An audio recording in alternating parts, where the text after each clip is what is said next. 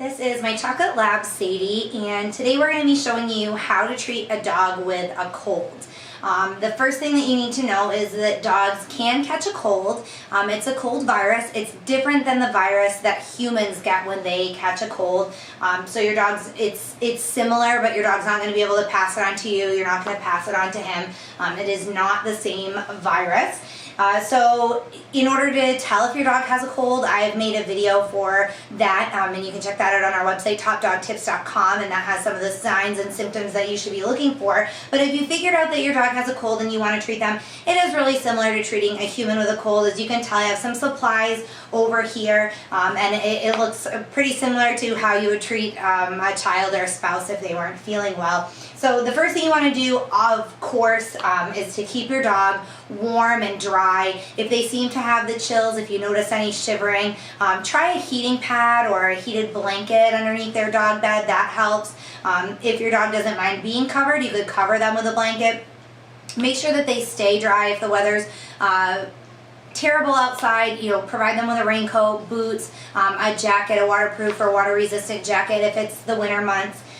So you want to keep them warm and dry all the time. You also want to limit activity. You're probably going to find that your dog's lethargic anyway and lacks energy, but if for some reason they seem like they want to pace around or go outside and spend long periods of time outside, just make sure that you keep them in and limit that activity as much as possible.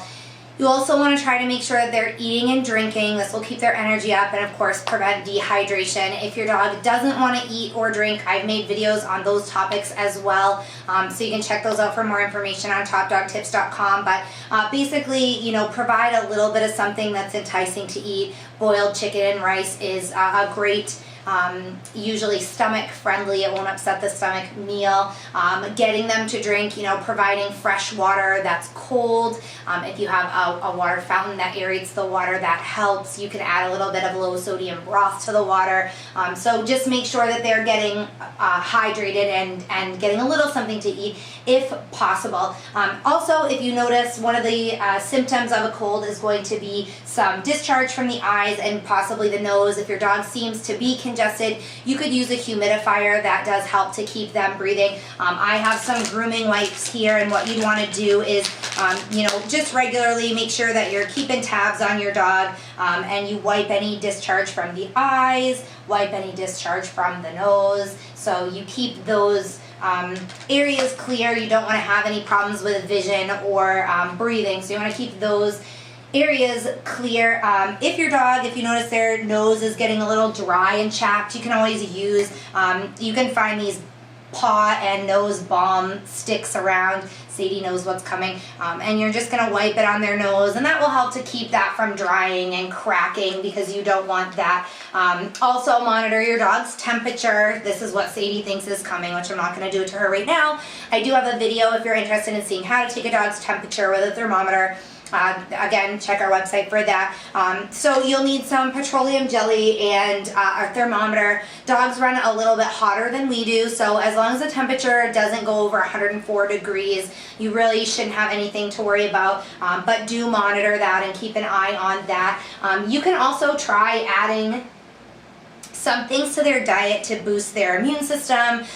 Coconut oil and local raw honey are great options with antibacterial, antiviral properties, and those immune boosting properties as well. So other than that, you don't want to give any human medications without consent from your veterinarian. There are some that are beneficial for dogs, but giving like aspirin and acetaminophen products to lower fevers or reduce pain, things like that, any antihistamines, those things can be toxic to dogs. So you want to make sure that you consult your veterinarian if you're considering giving any medication. If it lasts longer than about 7 days or you notice that it's getting worse very quickly, make sure to seek veterinary care right away. Thanks for tuning in. If you have any questions, feel free to email me. Thanks for watching this video guide.